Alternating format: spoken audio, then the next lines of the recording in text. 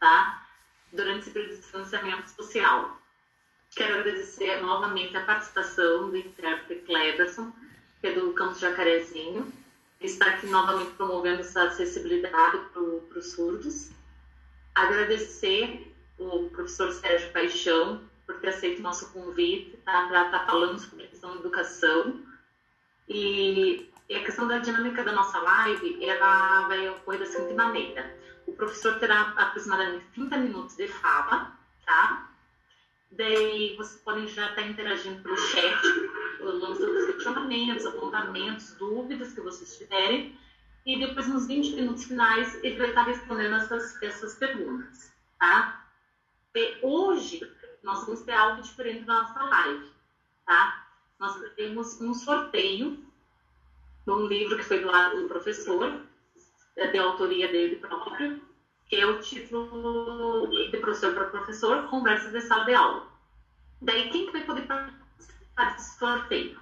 As pessoas que estão participando da live, tá? Vai deixar no comentário um hashtag Eu Amo IFR e vai marcar 2 amigos, tá? Quando nós iniciarmos o momento da interação com o professor Sérgio, o professor Hugo vai estar administrando a questão de fazer o sorteio e nós vamos estar divulgando o nome do ganhador ao final da live, tá bom? Antes de nós iniciarmos a questão da fala desse tema que o professor Sérgio vai trazer sobre educação, eu gostaria primeiramente que ele se apresentasse para os participantes. A fala está comigo, né, Marta? Isso. Obrigado, Marta. Marta, eu quero primeiramente agradecer aí a oportunidade de poder conversar aí com os nossos colegas, né, do Campus Pitanga. Estou me sentindo em casa, vendo o intérprete de Libras, né? Nós somos já colegas aí de instituição, trabalhamos juntos, né? Mas poder conversar um pouco aí com vocês, para mim é muito, muito bacana, muito importante e, mais uma vez, obrigado pelo convite, tá? Marta, falar de mim, então, rapidamente, tá? Eu sou professor do campus de Jacarezinho, a minha formação é em letras, então eu trabalho com ensino de língua portuguesa lá no campus, né? E atuo também não só com o ensino médio integrado, mas também com os cursos do noturno, o curso de licenciatura, em especial que nós temos licenciatura em Química. Então a minha formação é em letras, né? Me formei pela UEMP em Jacarezinho, né? Sou fruto lá de Jacarezinho também, fiz minha graduação lá. E aí depois eu fiz uma especialização em estudos linguísticos, né? Acabei fazendo um mestrado também em estudos da linguagem. Fiz doutorado em psicologia, né? Pela Unesp de Assis. E recentemente aí concluí meu trabalho de pós-doutoramento na Universidade Estadual de Maringá, em Maringá, né? Na UEM. E todo esse trabalho, desde a pós-graduação, né, até a especialização tinha uma pitada dessa pegada tecnológica, né, eu pesquisei bastante o impacto que as tecnologias têm no nosso dia a dia enquanto professores, enquanto estudantes, né. Então, mais do que professor de língua portuguesa, de literatura, de produção textual, eu tenho me dedicado bastante a pesquisas também que tentam entender aí um pouquinho, né, os impactos das tecnologias na nossa vida. Perfeito. Professor Sérgio, gostaria também, em relação ao tema que traz para essa noite, tá? Sobre a questão do ensinar e aprender pelos sentimentos, a educação integral no cotidiano escolar, tá? Pensando na questão da Base Nacional Curricular, né, que traz como as suas diretrizes essas habilidades, tá? E também prevê também na LDB a questão da educação da jornada em tempo integral. Eu gostaria, assim, primeiramente, que iniciasse fazendo essa diferenciação de educação integral e educação em tempo integral. Ótimo, ótimo.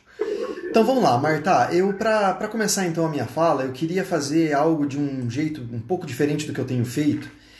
Eu vou ler para vocês alguns versos, poucos deles, de um poema que eu gosto muito, Eu tenho certeza que as pessoas que vão participar desse encontro com a gente hoje depois vão ficar curiosas e vão buscar esse poema e ler ele na íntegra, tá? E como nós temos um tempo reduzido aqui, eu vou fazer a leitura para vocês apenas dos versos iniciais, tá? O poema tem o nome o título de Poemas Presos, né? E ele foi escrito por Viviane Mosé.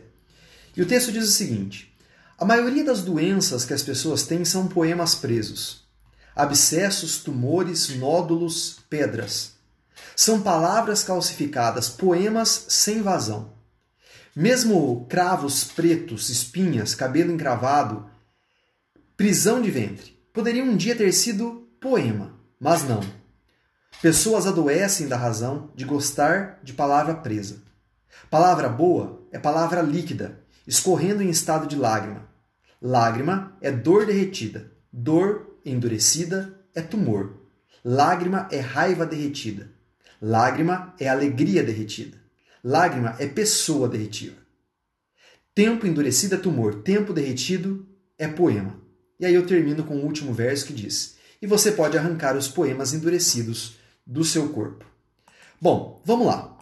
Esse poema ele faz parte aí de vários trabalhos que eu tenho realizado, principalmente quando falo com os estudantes, né, e também com os professores, quando o assunto é a educação pelos sentimentos e tudo mais. E aí você faz uma provocação inicial aí para falar um pouquinho sobre a educação integral, né, que a Base Nacional Comum Curricular traz em aproximadamente 42 páginas do seu material, tá?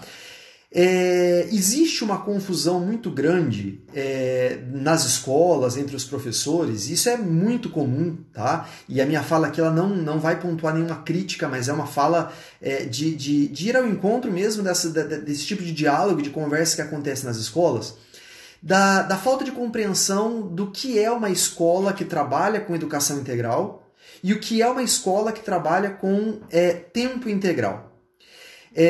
Muito recentemente eu fui convidado a acompanhar um trabalho numa escola que se diziam ser a única escola de um determinado município que trabalhava com educação integral. E aí eu, com base nas leituras que tenho feito, nos interesses que tenho do assunto, acabei então procurando a escola para conhecer um pouquinho do trabalho deles, para ver como era o trabalho deles. E para minha surpresa, quando eu cheguei lá, eu pude perceber que a escola, diferente do que tinham falado para mim, né, o equívoco da propaganda que fizeram da escola, ela era uma escola em tempo integral. Tá? Ou seja, as crianças matriculadas naquela escola passavam o dia todo na escola. Entravam às 7h20 da manhã e saíam em torno de 17 horas. Ou seja, tinham um período aproximado aí de 8 horas dentro das salas de aula. Bom, maravilha, eu entendendo que essa era uma escola de tempo integral, quis então me aproximar e reconhecer o trabalho deles para ver o que de educação integral estava acontecendo ali. E no meio de tanta conversa, de troca de experiências, de figurinhas ali com a gestão da escola e também com os professores que estavam por ali, eu percebia que essas crianças estavam o tempo todo tendo aula. E quando eu falo de tendo aula, eu quero que vocês entendam que eram crianças organizadas nesse período, como eu citei agora há pouco, de aproximadamente 8 horas de permanência na escola, tá? Sentadas assistindo aula, participando, fazendo tarefa, fazendo prova, tendo aula de história, de português, de matemática, das disciplinas do currículo. E aí eu, incomodado com isso, para entender um pouco do que acontecia sobre a educação integral, questionei a gestão da escola sobre as aulas diferentes. Eu fiz essa pergunta, inclusive, né? Quais são as aulas diferentes que acontecem aí?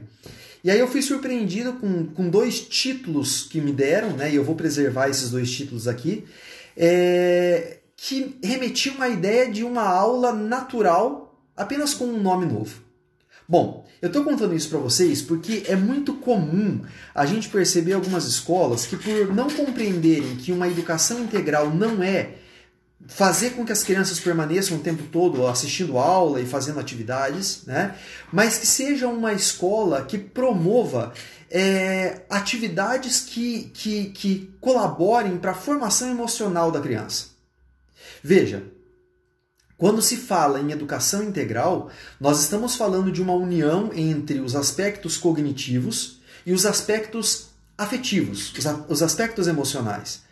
Isso significa que o dever da escola, o papel do educador, é tão importante na formação humana, na formação emocional, na colaboração para que a criança se entenda, para que ela aprenda a se conhecer aos poucos, né? Por que chora, por que ri tanto, por que fala tanto palavrão, por que tem dias que a vontade é ficar sozinha dentro do quarto, em outros ela precisa de alguém. E essa educação, que a gente chama de educação pelos sentimentos, também é papel da escola. Tá? Da mesma forma, repito, que nós trabalhamos com a educação dos conteúdos curriculares que são prescritos para que se trabalhem, como história, geografia, literatura e tudo mais. Então, é muito importante você trazer essa pergunta já de início, né, para a gente começar a colocar, para entender isso.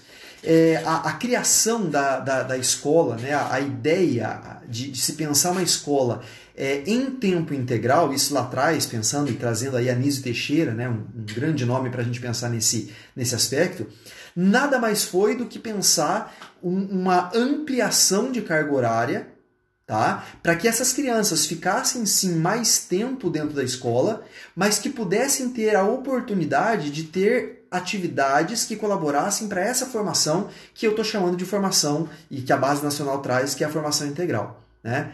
Então, vem a pergunta, Sérgio, mas e aí? Né? Qual é a sugestão? A sugestão é que haja atividades dentro da escola, nesse tempo de permanência das crianças, né?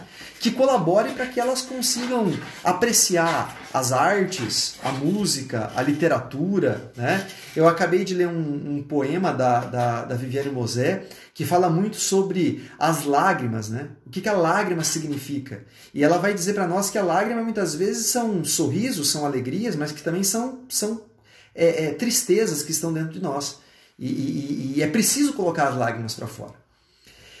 Marta, esse é um assunto tão importante, tão delicado, né? Dentro de um contexto político que nós vivemos, principalmente quando se desconsidera, né, algumas disciplinas, como sociologia, artes, filosofia, que são tão importantes e especiais para que a gente colabore para aquilo que nós chamamos de educação integral. O quanto é importante pensar numa rotina, né, dentro da sala de aula, dentro da escola, que fortaleça um momento de experiência consigo mesmo. Né? Eu, enquanto estudante, enquanto criança, a partir da leitura de um poema como esse que eu acabei de ler, ou qualquer outro, né? Qualquer história, qualquer conto, qualquer poesia, consegui me encontrar nesse texto, me ver nesse texto, né? E entender um pouco de mim, quem eu sou, quais são as minhas potências, né? Quais são as minhas fragilidades, e isso é papel, é dever da escola, tá? Eu, muitas vezes, quando tenho esse discurso, essa conversa com alguns educadores, assustadoramente, às vezes eu tenho as falas contrárias a isso, né, de alguns colegas professores, que às vezes questionam esse papel, dizendo, olha, esse papel não é nosso, esse papel é da família, né? O pai, a mãe, são os avós, é a família que precisa educar emocionalmente, né? Enquanto o meu papel de professor é ensinar a ler, escrever e tudo aquilo que a gente sabe que a escola tem realizado aí dentro do currículo escolar. E aí eu gosto sempre de trazer uma fala que muitos que estão aí participando com a gente, se já me ouviram, vão ouvir muitas e muitas vezes ainda. Né? A minha grande preocupação é assim, se nós, enquanto educadores, enquanto escola, nós deixamos de fazer esse trabalho importante que é cuidar da vida emocional das crianças. E nós sabemos que a família, por uma série de questões, mas principalmente por ser uma família que trabalha bastante, né? Tá ausente o dia todo e chega em casa pai e mãe cansado, querem descansar, às vezes a criança já está dormindo, cansada também, então o distanciamento, mesmo que presencialmente, né, da família com as crianças, isso é fato, tem acontecido ultimamente com muito dessa forma, né? Se a família não fizer e se nós não fizermos o nosso papel, eu sempre costumo dizer, alguém vai fazer, alguém vai cuidar da emoção, Alguém vai colaborar para que essa criança pense nela e em algumas outras coisas. E aí a minha grande preocupação é quem é a pessoa ou quem é a instituição que vai tomar esse papel, né? Temo que seja o tráfico, temo que sejam as drogas ou qualquer outra instituição social que faça parte da vida das crianças, né? Que acabe adotando esse papel que nós, enquanto escola, às vezes dizemos não, né? E a família, por várias questões, né? Não estou dizendo da negação da família, mas por várias questões também, de repente, vai negar cumprir com esse papel. Quando você fez o convite, né, para a gente pensar um pouquinho sobre a ideia desse tema de ensinar e aprender pelos sentimentos, tem algo muito bacana que eu gostaria de dividir com o pessoal que está participando com a gente aqui, que é assim: todas as nossas aprendizagens, sem exceção, elas são vinculadas aos nossos estados emocionais. Tá? É interessante porque eu só fui levar isso em consideração e acreditar nisso depois de adulto, depois de profissional, né? Depois que comecei a lecionar e também investigar um pouco sobre esse assunto. Isso significa que eu, enquanto educador, eu, enquanto escola, eu não preciso fazer um projeto. Veja bem, eu estou usando a palavra projeto, tá? Eu não preciso fazer um projeto para cuidar, por exemplo, dos sentimentos das crianças, tá? Imagine a situação, então, que eu abandone, vou colocar parênteses na palavra abandone, mas é uma palavra importante aí para nós, né? Imagine que eu deixe de lado o currículo escolar, né? Aquilo que está prescrito para eu fazer, trabalhando aí com a minha literatura, com a minha produção de texto, e eu perceba que a minha turma está precisando trabalhar um pouquinho as questões que dizem respeito à solidariedade, né? Ser mais solidário, emprestar mais o lápis para o coleguinha, poder dividir as coisas que tem, fazer aí uma campanha do agasalho, coisa parecida. Muitas escolas compreendem isso de uma maneira muito equivocada, né?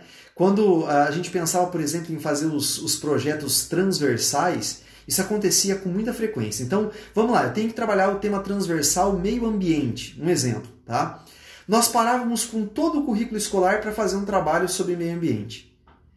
Na verdade, trabalhar os sentimentos, trabalhar o emocional dos estudantes na escola, de forma transversal, significa colocar esse tema tão importante de forma atravessada com os conteúdos.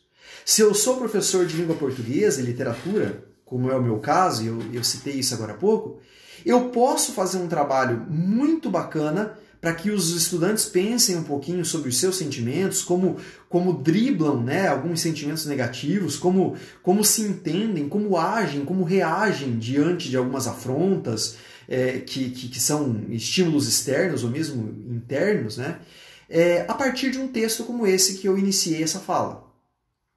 A literatura brasileira, né, e também a literatura internacional, ela tem uma série de materiais, uma série de textos possíveis, né, de vários gêneros, que eu posso trazer para a sala de aula de maneira transversal, repito, atravessando a minha disciplina, né, e aí nós fazemos uma discussão, nós fazemos uma atividade, nós fazemos uma proposta de ação, uma atitude, né, para que aprendamos, por exemplo, a sermos solidários sendo solidários e não fazendo uma prova, uma atividade escrita do que é ser solidário, tá?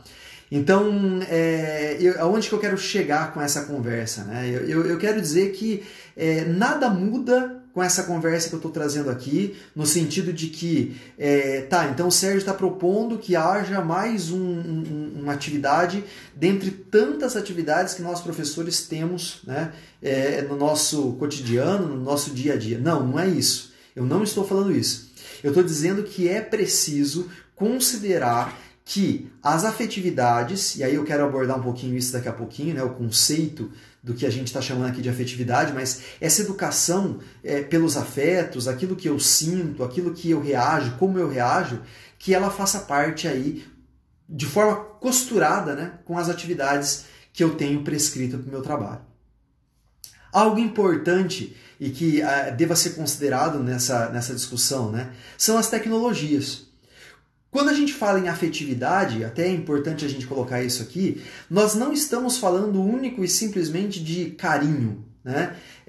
Se eu sou um professor que trabalho com afetividade, eu não trabalho apenas com carinho, passando a mão na cabecinha da criança, elogiando o caderninho que está muito bem escrito. Estou usando aqui de alguns exemplos, principalmente da educação básica, ensino fundamental 1 e educação infantil. Tá? Isso é afetividade? Sim, isso é afetividade. Mas eu também trabalho com afetividade quando eu uso da linguagem que os meus alunos utilizam na vida social dentro da sala de aula. Tá? O que isso significa? Né? Significa que quando eu trago a tecnologia para a sala de aula, os jogos, os games, né? As propostas de comunicação social, por onde essas crianças circulam, né? O que tem conversado, quais são os assuntos de interesse deles, as músicas que ouvem, né? O que tem ouvido por aí, que tipo de som, de música que tem ouvido por aí, eu estou fazendo da minha aula uma aula que trabalha com aquilo que a gente chama de afetos. Então note que a palavra afetividade, né, ela muito mais do que o carinho, do que o amor, e também né, a gente não pode desmerecer esse conceito, ela é também uma organização na qual eu trabalho com afetação.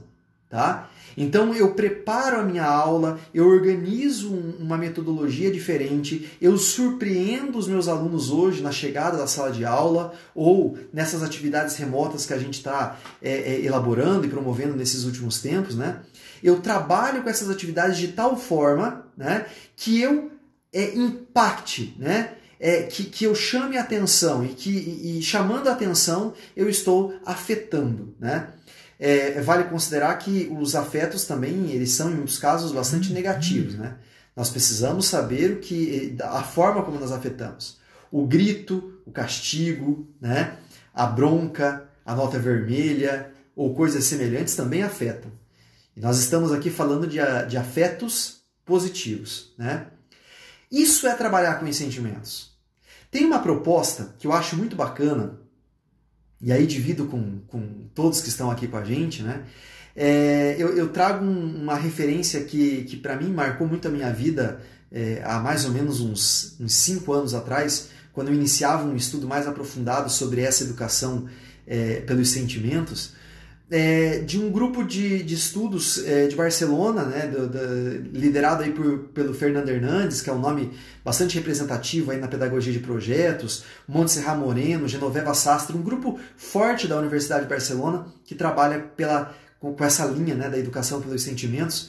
E eu me recordo de uma leitura que fiz uma vez em que a Genoveva e a Montserrat, elas comentavam a respeito de práticas significativas, né? Inclusive, existe uma obra que eu gosto muito delas, chamada Educação pelos Sentimentos. Algo semelhante a isso, né? Os sentimentos como tema transversal. É um livro que a gente não encontra mais aqui no Brasil. O meu eu encontrei no sebo e eu estou sempre devorando ele, né? E elas apresentam para nós propostas muito simples de trabalhar com os sentimentos com as crianças, né? Vou trazer aqui um exemplo bem simples, parece simples, mas que tem um sentido bastante significativo para nós. Né? Você propõe uma atividade para as crianças, seja ela qual for, né? Uma produção escrita, uma leitura, um cálculo da matemática, um trabalho em grupo, uma pintura, um desenho, qualquer que seja a atividade. E ao final dela nós questionamos aos estudantes, né, às crianças, o que você sentiu quando fez isso? E deixar as crianças falarem mesmo, né? É claro que quando eu digo deixar as crianças falarem, a gente tem tantas outras propostas, né? Desenha, escreva, faz um rabisco num post-it, coloca na parede, enfim, né? Registra, vamos usar a palavra registra. Registra qual foi o seu sentimento quando você estava participando dessa proposta. E deixar essas crianças falarem, né? O que elas estavam sentindo. Para a gente colher deles, né? Olha, eu senti raiva porque eu tinha aí algumas pessoas do meu grupo que não trabalharam e eu trabalhei sozinho, eu com meu colega, né? Eu me senti muito feliz porque eu consegui fazer algo que eu não conseguia. Eu achava que eu não sabia desenhar e hoje eu vi que eu sou capaz, né, de desenhar. Ou eu fiquei tímido porque eu percebi que muitas pessoas do meu grupo sabem fazer muito bem a atividade e eu não dei conta, né? Então eu fiquei tímido na minha. Olha quanta coisa, né, desse exemplo que eu estou trazendo agora, nós conseguimos de forma transversal trabalhar os sentimentos com os nossos estudantes. Por que eu estou sentindo isso? Por que eu estou com raiva? Por que eu tenho essa reação e como é que eu lido com ela? Se você estava tímido porque você percebeu que não sabia fazer, enquanto os seus colegas sabiam, a pergunta que fica é, e aí, como é que você lidou com isso? Né? Eu briguei, eu chorei, eu tive dor de barriga, eu suei frio, eu precisei tomar muita água. Qual foi a reação, né, que eu senti? Né? Isso é o que a gente chama de emoção, a reação biológica, né? Aquilo que o meu corpo traduz, né? Em forma de suor, em forma de sudorese, em forma de rosto ruborizado e tudo mais, sede, né? Dor de barriga. E como é que eu lidei com isso? E aí nós estamos, de forma bastante significativa, colaborando para que as nossas crianças possam compreender um pouquinho os seus sentimentos, né? Como é que lidam com isso e, naturalmente, sem sermos psicólogos, né? Esse não é o nosso papel, nós somos professores, mas nós estamos colaborando de forma muito eficaz com as aprendizagens. Um exemplo que eu acho muito bacana, apesar de que eu tenho uma história muito legal para contar para vocês ao final, né, dessa etapa aqui, né? Basta a gente pensar na forma como nós aprendemos a dirigir. Eu sempre falo que se aprender a dirigir fosse apenas uma aprendizagem dura, né, desenhada ali num currículo escolar, como abra um livro, estude e aprende a dirigir, né, era fácil. Mas nós precisamos, quando estamos aprendendo a dirigir, da colaboração dos nossos sentimentos. Eu, enquanto motorista que nunca assumiu um volante, né, eu tenho umas primeiras reações. Eu tenho raiva, né, eu tenho medo, eu tenho desespero quando eu imagino que eu vou encontrar um outro carro, né, um animal na pista ou algo parecido. Eu tenho raiva daquele que está do meu lado tentando me ensinar a dirigir, né, porque ele fala duro comigo, ele fala alto comigo, então eu senti raiva, né? E esses sentimentos, eles são importantes, né? Eles são bem-vindos para que, no momento certo, eu consiga trocar esses sentimentos pesados pelos bons, né? Eu estou feliz porque eu consegui fazer com que meu carro desse algumas voltas, né? Eu estou contente demais, eu estou motivado, eu estou alegre porque eu estou percebendo que em breve eu vou conseguir dirigir o meu carro. Então, olha que bacana, o quanto a prática, a cognição, né, o mão na massa precisa dos sentimentos. Eu acho que nós caímos. Vamos tentar novamente aqui. Pessoal que está acompanhando pelo canal, pelo YouTube. Opa, acho que estamos voltando. O que aconteceu? Voltamos, Marta. Estou informando aqui que o professor Sérgio caiu. Aí. Retornou. Eu só gostaria que vocês me falassem qual foi a última fala que eu utilizei para dar continuidade, por favor. Você está mencionando essa questão do processo de dirigir, né, sobre a questão de lidar com essas reações. Isso. Então, só retomando, tá, o assunto, e aí eu vou para uma última história, e aí aguardo aí as questões que surgirem, né? Eu comentava da importância que os sentimentos para esse momento que eu citei um exemplo, né, que é o aprender a dirigir. Se os sentimentos não fossem importantes, né, estar motivado porque eu estou aprendendo, porque está dando certo e algo parecido, talvez lendo num livro um manual de como dirigir seria fácil. Então nós precisamos desses sentimentos também. E aí eu gostaria só de encaminhar já para o final, né, dessa minha introdução, contando para vocês uma história muito, muito importante, muito significativa da minha vida, que inclusive está nesse livro, tá? Que é o livro que nós vamos fazer o sorteio, né? De professor para professor, conversas de sala de aula. Nesse livro eu conto algumas experiências interessantes da minha vida desde quando iniciei aí a docência em 2003. Mas tem uma história que é muito importante para mim, que vale muito a pena contar, que é de uma fase em que eu trabalhava na educação básica. Eu era professor da rede pública municipal E eu fui convidado pela gestão da escola que eu trabalhava para fazer um ensaio. Eu não me lembro direito, mas era uma data comemorativa. E eu tinha que fazer um ensaio com as crianças do quinto ano, do quarto e do quinto ano, para elas apresentarem numa data comemorativa. E na ocasião, um garoto entrou num espaço, né, e acabou furtando um pacote de bolacha recheada. E alguns coleguinhas chegaram para mim e disseram: Sérgio, professor, né, o nosso amiguinho aqui roubou um pacote de bolacha. E aí eu fiz uma interferência, conversei com todos eles, mas principalmente com esse garoto que estava mesmo escondendo um pacotinho de bolacha embaixo do uniforme, né? E nós devolvemos esse pacote de bolacha para a caixa. E até dizia para ele que nem era da nossa escola. No outro dia eu comprei um pacote de bolacha, da mesma marca, do mesmo sabor, idêntico, né? E acabei entregando isso na mão do garotinho novamente, fazendo novamente uma fala para ele. 6 anos depois desse fato, né, eu encontro com esse garoto, né, na minha cidade, numa data comemorativa, né, que a gente estava tendo um show na rua e tudo mais. Eu encontro com ele e a gente se reconheceu e eu troquei uma conversa ali. Detalhe importante, eu era professor de inglês dele na época em que eu trabalhava na educação básica. E aí no meio de algumas conversas, né, a gente falou um pouquinho da vida de cada um, onde morava e tudo mais, eu me despedi dele, né, dando um tapinha nas costas dele, e quando eu me despedi, ele olhou para mim e disse: professor, eu nunca esqueci do pacote de bolacha que você me deu. E aí eu quero finalizar mesmo essa minha fala, né, dizendo que eu trago aqui um exemplo que eu vivi há muitos anos atrás, no início da minha carreira profissional docente, né, que mostra o que é fazer educação integral.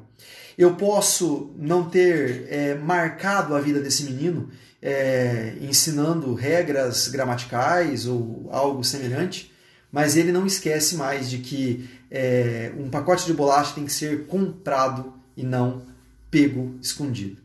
Então agradeço aí a oportunidade e me coloco à disposição para as perguntas, Marta.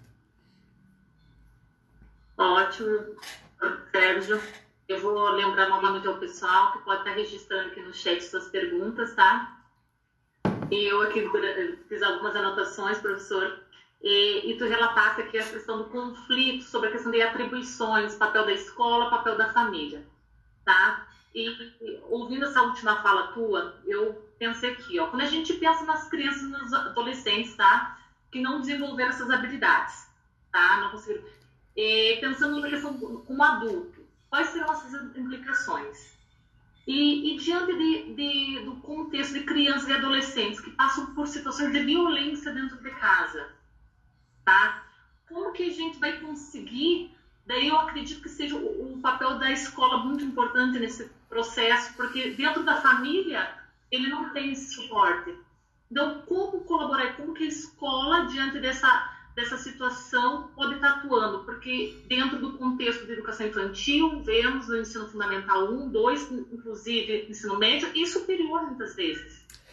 Com certeza. Marta, eu teria tanta coisa para te falar que faltaria tempo aqui para a gente conversar, mas eu quero só colocar uma coisa bem importante para a gente pensar. Quando a gente pensa em nós, adultos, tá? Nós que somos profissionais e adultos, a gente começa a imaginar alguns momentos, algumas situações, mas eu não vou longe, eu vou numa situação bem presente. Assim. A gente acaba se formando, fazendo pós-graduação e vai fazer lá os cursos, né? Em alguns momentos do curso a gente tem a oportunidade, nós somos convidados a fazer uma apresentação de trabalho. E nós nos comportamos nessa apresentação de trabalho como crianças. A gente tem vergonha de lá na frente falar, né? A gente acaba dividindo o material, mas a gente vai para aquela apresentação de trabalho assim desesperado, porque, meu Deus, eu tenho que apresentar um trabalho. E aí a pergunta que fica por que desse medo? Por que desse desespero? E aí eu tenho encontrado uma resposta para isso eu sou medroso, eu tenho desespero, eu tenho dor de barriga, eu tenho todas as reações emocionais que eu tenho no meu corpo, mesmo adulto, profissional, quando vou apresentar um trabalho, porque a escola da vida e a escola institucional também, minha, da educação básica, não foi uma colaboradora para que isso não acontecesse. E aí eu volto a dizer, né, do papel que nós, enquanto escola, temos nesse sentido. Nós sabemos das situações constrangedoras, violência sexual e tantas coisas, né, complicadas que prejudicam a vida das crianças na escola, e a oportunidade que nós temos, em casa, na vida social das crianças, né, e essa é a nossa oportunidade. A oportunidade é poder fazer com que esse conteúdo, que nós sabemos que existe, seja parte do currículo escolar. Tá? Então, veja a importância, veja o grande desafio que nós temos na nossa mão, que é poder colocar esses conteúdos curriculares, porque isso é currículo, tá? Dentro do nosso dia a dia enquanto educadores. E aí, fortalecer e colaborar para que essas crianças, esses jovens, esses adolescentes, sejam adultos que se entendam, que se conheçam, saibam quem são, quais são os seus limites, quais são as suas necessidades, né? Então, mais uma vez, reforço a vital importância do nosso papel enquanto educador. Certo. E a questão de colaborando dentro das nossas práticas mesmo, tu falaste sobre a questão da avaliação, né? É impossível não pensar em educação integral e a gente não pensar na questão do currículo e pensar numa avaliação. Tu mencionaste a questão do currículo já, sobre a questão dessa transversalidade, né? Não relacionar esses sentimentos, essas habilidades dentro dos conteúdos, né? Por meio de projetos, eu acho muito interessante, eu mesmo, enquanto 9 anos de experiência na docência, também a gente desenvolvia pedagogia de projetos, que era muito interessante, a gente conseguia fazer de certa forma isso. Eu gostaria de saber a tua opinião, Sérgio, em relação à questão da avaliação. Como pensar na avaliação dentro dessa concepção de educação integral? Marta, o assunto avaliação, ele é um assunto tão antigo, mas tão novo, né? Vez ou outra, nós na escola estamos lá discutindo possibilidades, entendendo, né? E eu acho que a gente tem uma resistência muito grande para entender o que é avaliação. Tá tão óbvio, tá tão claro, tem tanta coisa sendo produzida e já foi produzida sobre avaliação, e parece que a escola continua naquela de querer avaliar com o papel impresso, né? Com o certo ou errado, com o marque o X na resposta certa, né? Enquanto educadores, nós temos nós temos a sensibilidade, essa é a palavra, nós temos a sensibilidade de avaliar os nossos estudantes, o que sabiam e o que passaram a saber, né? Eu gosto muito de um material do Anthony Zabala, né? Ele tem um título bem complexo, que, se eu não me engano, leva até esse nome, Complexo. Eu não vou lembrar o nome do título agora, mas o autor se chama Anthony Zabala. O Zabala, ele traz para nós uma situação que eu acho muito bacana, em que ele pontua 3 índices.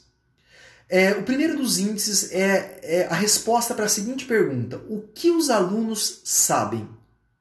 Essa é a primeira pergunta. O que os alunos sabem? A segunda pergunta, que ele chama de índice formativo, ele vai perguntar o seguinte: o que os alunos passarão a saber? Ou seja, o que eu, enquanto educador, a partir daquilo que eu vi que os meus alunos sabem, ou, vou abrir um parênteses, o que também não sabem, tá? O que eu vou fazer para que eles saibam mais? Tá? Eu, quando dou esse exemplo para os professores da educação infantil, eu digo o seguinte: eu tenho lá a minha turma de educação infantil que não sabe amarrar o cadarço do tênis. Eu já tenho aquilo que o Zabala vai chamar de índice inicial. Eles não sabem amarrar o cadarço do tênis. E aí vem a pergunta agora: e o que eles precisam saber? Eles precisam saber amarrar o cadarço do tênis. E aí, para isso, no índice formativo, que a gente chama, eu vou instrumentalizar essa criança, eu vou dar exercício, eu vou trazer cubos mágicos, eu vou trazer cadarço, eu vou trazer colchete para fechar, velcro para eles colarem. Quanta coisa eu vou fazer para que eu chegue no terceiro índice, que é a resposta da seguinte pergunta: o que eles passaram a saber? Isso é avaliação. Quando eu estou olhando para o que as crianças sabem, identifico o que eu preciso fazer, e ao final eu olho o que elas aprenderam com aquilo, eu tenho um processo de avaliação dentro desses 3 índices. Então isso, para mim, né, tem sido uma ferramenta de avaliação no meu dia a dia, com os meus estudantes, né? E eu confesso que desde que entrei no Instituto Federal do Paraná, tá? Que eu não aplico prova. Agora, as crianças, eu chamo de crianças, mas são aí os jovens, né? Eles fazem avaliação o tempo todo. Porque o meu olhar sobre eles é o que sabem, o que passarão a saber, para que eu consiga responder a última pergunta. O que souberam? Ou melhor, o que aprenderam? E se nessa última pergunta, na qual o Zabala chama de índice final, né? A palavra mesmo já diz isso, índice final, se no final eu perceber que elas não aprenderam, houve falha no meu tratamento, na minha metodologia, né? Talvez também a falha com eles, talvez eles deixaram a desejar um pouco. E aí você me pergunta sobre a educação integral. É isso, né? A educação integral, muito mais do que o papel do português, da matemática, da geografia, é o dia a dia, né? É como se comportam, é como falam de si mesmo, é como... E a questão do ensino fazer sentido, né? Como tu deixou também bem claro na tua fala, né? Porque não fica algo desconecto, algo fragmentado, como se era na nossa época de formação também escolar. Exatamente, exatamente. Agora, é natural que nós, professores, nós tenhamos essa prática de aplicar a avaliação com prova escrita e data marcada. Eu sempre trago nesse momento essa discussão do Maurice Tardif, que trabalha muito com essas questões da formação docente, e ele vai dizer, a nossa experiência com os nossos professores da educação básica, elas foram muito grandes, foram muito fortes. A carga horária que nós professores temos, né, de experiência com os nossos educadores da educação básica é muito grande. Então é natural que eu aplique uma prova, é natural que eu seja resistente muitas vezes a não trabalhar com a educação integral, porque eu tenho que trabalhar só a matemática, o português, o cálculo, a tabuada, porque foi isso que fizeram com a gente. E isso justifica o que eu falei no início. Eu não estou criticando ninguém aqui, eu estou trazendo um dado, né? Essa é a cultura de ser professor no Brasil, né? E aí eu parabenizo mais uma vez uma live como essa, que é a oportunidade que nós temos, né, de poder fazer diálogos mesmo, né, e poder pensar a educação de uma forma diferente. Certo, Pensando na questão da própria formação, como tu falou dos docentes, né, dos educadores de forma geral, foram escolarizados, passaram pela sua primeira formação no século passado. E hoje a gente está numa sociedade que é bem volátil, tem muitas mudanças repentinas, incertezas, uma sociedade totalmente tecnológica, então acho que acaba tendo esse conflito, né? Então os próprios educadores, acho que eles não estão preparados muitas vezes para poder trabalhar com isso, porque justamente tem uma falha em nós mesmos, claro, né? Enquanto educadores. Marta, eu nem chamo isso de falha, tá? Isso não é uma falha, é a realidade, e por isso a importância, né, de uma educação continuada para os professores. Veja, fugindo um pouquinho desse assunto, mas acho que tem tudo a ver também, né? Veja o tamanho do desespero dos professores do Brasil, tá? Nesse momento de pandemia em que ninguém, né, sabia lidar com as tecnologias para fins de ensino e aprendizagem. Né? Muitos até agora estão aí ainda nervosos com isso. Veja, natural. Isso é falha de alguém? Não, não é falha. Parece que nós estávamos tão tranquilos, não imaginávamos que da noite para o dia, literalmente, nós teríamos que trabalhar com isso. Então, assim, chamar isso de falha, eu acho que não. Eu acho que é a cultura, é a forma como nós estávamos trabalhando, né? E sabemos o que é ser professor e trabalhar. Então, é ressignificar as coisas, né? Por isso, volto a dizer, a importância de gestores, né, de governantes darem a devida atenção para a formação integral, formação continuada dos professores. Aqui um questionamento que tem, professor Sérgio. Vamos lá. Podemos dizer que, apoiados em Bauman, que vivemos uma educação líquida? Claro. O Bauman é o cara, né? Eu tenho a coletânea das obras do Bauman sempre aqui comigo. O melhor em Jacarezinho, eu não estou em Jacarezinho agora. O Bauman é incrível quando traz essa ideia da modernidade líquida. E mais, aproximando mesmo o Bauman de toda essa discussão, né? O Bauman tem uma passagem do livro dele, que é da modernidade líquida, que ele fala assim, que hoje, para que a gente seja aceito nos grupos, é preciso ter a habilidade de sermos muitos, sendo um só. Então, olha que coisa incrível. Eu, enquanto educador, estou tendo que aprender a lidar com os meus alunos, que são vários, sendo um só. Eles são o garoto do skate, que daqui a pouco ele está na igreja, e daqui a pouco ele está na rede social, fazendo um monte de coisas na rede social, mas que pessoalmente ele não troca uma palavra comigo. Porque a tela do computador dá um superpoder, trazendo aí mais uma vez o Bauman, né? E eu, enquanto educador, preciso saber lidar com isso, né? E veja, a modernidade líquida que o Bauman traz faz uma alteração significativa na psique, na questão emocional dessa criança, né? Eu vou contar uma situação muito interessante aqui para vocês, que o Bauman acho que fica muito feliz quando eu conto essa história. Meu telefone acabou tocando aqui. Eu recentemente fiz uma palestra para um grupo de adolescentes de uma escola particular e quando acabou a palestra eu estava falando com eles a respeito de tecnologias, né, e trazendo muito Bauman, eu levei muita citação do Bauman para eles. E aí um garotinho chegou em mim no final da palestra para trocar uma ideia comigo e disse assim: professor, você acredita na possibilidade de uma pessoa ser duas? E aí eu não entendi muito bem a pergunta que ele me fez, né? Eu falei: mas o que você quer? Onde você quer chegar com isso? Aí ele me disse: que eu estou muito preocupado com a minha mãe. Olha que inversão de valores, né? Naturalmente é a mãe que vem conversar com a gente preocupado com o filho, né? E nesse momento ele disse: eu estou muito preocupado com a minha mãe. E aí eu pedi para ele me contar o que estava acontecendo. Ele disse: olha, a minha mãe é uma dentro de casa e é outra nas redes sociais.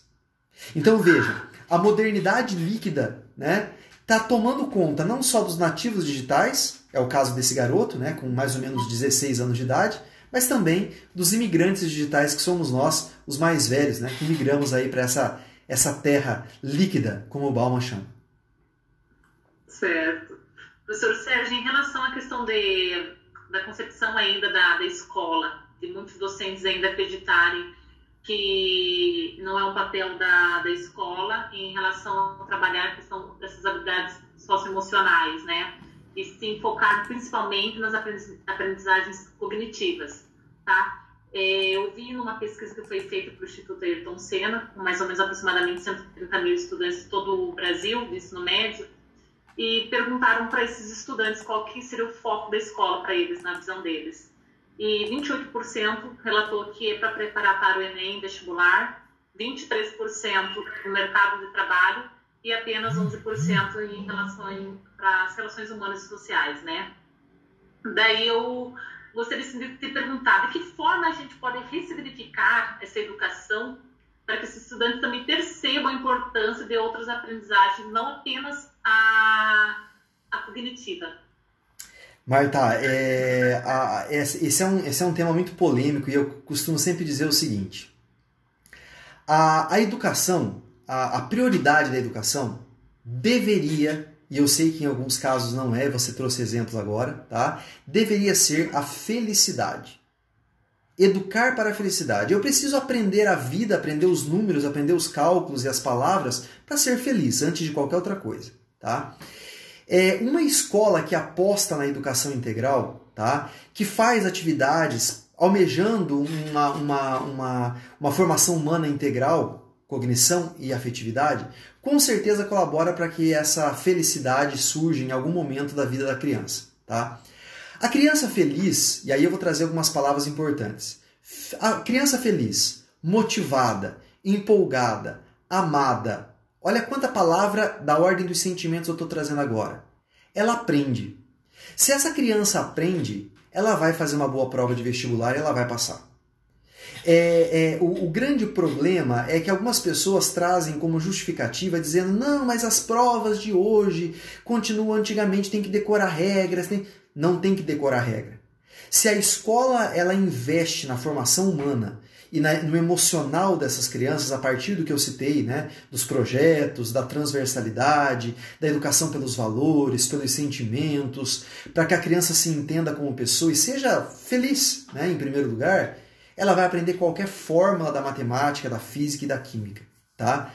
Então, o grande desafio é esse. Agora, o grande pecado, né, da educação brasileira, e não só brasileira, né, deixar de lado essa discussão, né, em prol de uma educação da regra, do decore, tire 10 na prova e marque a resposta correta, porque é isso que cai no vestibular. Eu tenho, assim, modéstias à parte, mas o Campus Jacarezinho, nós temos feito um investimento muito grande nesse sentido, né? O nosso currículo, a nossa metodologia tem apostado cada vez mais em palavras da ordem dos sentimentos, né? É a autonomia, é a flexibilidade de horário, é a responsabilidade que não é imposta, mas que ela é compreendida pelo estudante, né? Eu sei que sou responsável, eu faço as minhas escolhas, né? Eu tenho que pagar pelos meus erros, caso eu erre nas escolhas que faço. Então, dar autonomia, mostrar para as crianças na sala de aula que elas precisam arcar com as suas consequências, mas naturalmente sempre ter um adulto professor ali do lado para fazer esse papel de mediador, que é o papel do educador. Perfeito. Eu ia fazer essa questionamento agora, tu acabou respondendo. Eu queria ver qual que era a relação, o vínculo dessas habilidades, né, socioemocionais com a aprendizagem cognitiva. Deixa bem claro mesmo. E que eles andam juntos, né? Sim, não com é certeza. algo separado. De jeito nenhum. Em relação à questão da família, vocês que têm uma experiência, por exemplo, no campus de Jacarezinho, com a questão de um currículo até chamar um currículo inovador. Como é que a questão que a família encara isso? Porque eu acredito que vocês têm algo mais próximo daquilo que é proposto pela BNCC, né? Isso mesmo, antes da BNCC existir, né? Olha, eu não posso negar, e isso é fato, né? Num primeiro momento, a família estranha. Principalmente, né? Principalmente não, mas em especial, né, a família daqueles que estão iniciando, né, as turmas, os calouros aí. Então, até se adaptarem, não apenas a família, mas os próprios estudantes levam algum tempo para entender. É claro e natural que em alguns casos, né, os estudantes não se adaptam, né, e acabam desistindo. Não, isso é um número bastante reduzido, mas se eu não me adapto a algo, então eu não quero participar disso. Uma escola regular que tem uma metodologia tradicional e assim vai ser, né? Mas depois de a gente fazer alguns trabalhos interessantes, né, e mostrar para eles qual é a pegada metodológica e curricular que nós temos, facilmente eles entendem o quanto isso é importante para eles, né, o quanto isso é vital para a vida profissional, pessoal e acadêmica deles, e isso acaba dando muito certo. Olha, para encerrar essa resposta, eu diria: nós somos muito felizes com o resultado, não de números, não de provas, mas também por isso, mas principalmente pelo retorno que esses estudantes nos dão no dia a dia. O diálogo, as interações, estamos muito satisfeitos. Até porque pensar na questão da própria qualidade do ensino e a questão da permanência e do acesso desses estudantes ao ensino também tem que ser pensado, claro, né? Porque nós vemos a questão, principalmente no ensino médio, uma taxa elevada de evasão, de abandono do ensino. E é um fator que nos preocupa bastante, porque lá eles vão acabar encontrando algumas dificuldades e acabam se deparando com situações que tem que fazer, muitas vezes assumir o papel de provedor da família e acabam deixando o ensino como algo secundário.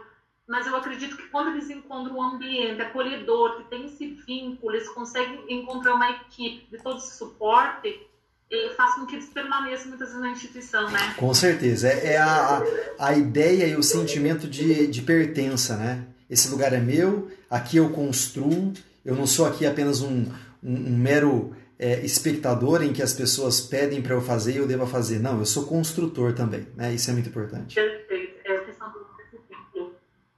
Professor Sérgio, assim, eu não gostaria de encerrar essa live por meio de continuar falando por horas e horas sobre educação. Muito gostoso, né, falar sobre essa proposta de ensino, essa concepção de educação integral, desenvolver nos nossos estudantes essas habilidades socioemocionais que são extremamente importantes para lidar não só dentro do ambiente institucional, mas sim também para a sua vida, né? Isso mesmo. Professor Sérgio, a questão do livro, tá? De sua autoria, de professor para professor, conversas de sala de aula, A ganhadora do livro foi a estudante Sabrina Oliveira, estudante do ensino médio, tá? Cooperativismo. Parabéns, Sabrina. Parabéns, Sabrina. Marta, eu Ela também, ó. posso aproveitar e fazer uma propaganda aí? Claro, pode ficar à vontade. Então tá bom. Pessoal, eu quero convidar todos, né, que participaram aí dessa live. Ela fica aí, acredito que gravada. Eu fiz aqui também no meu Instagram, concomitante, então quer dizer, vai ficar lá também para aqueles que tiverem interesse, né? E fica aí o convite para que vocês possam me encontrar nas redes sociais, tá? Então eu tenho aí o meu Instagram, @SérgioVPaixão, tá aí o link para vocês acessarem. Se quiserem, inclusive, fazer um print aí dessa tela para depois jogarem lá no Stories, né? E me marcar lá, eu vou ficar muito feliz. É muito legal quando isso acontece. E eu tenho também o meu canal no YouTube, né? O Educar com Paixão. É um canal que eu mantenho aí inúmeros vídeos semanais, tem muito material legal lá. Não é um canal apenas de professores, tá? Embora tenha bastante coisa lá para educadores também, mas é um canal para pessoas que querem pensar, né? Que gostam de pensar e refletir um pouquinho. Então eu convido vocês para se inscreverem no meu canal, repito, Educar com Paixão, e me encontrar ali no Instagram, @SérgioVPaixão. Foi um prazer imenso, professor Sérgio, poder conversar contigo. Como eu relatei anteriormente, eu acabei conhecendo e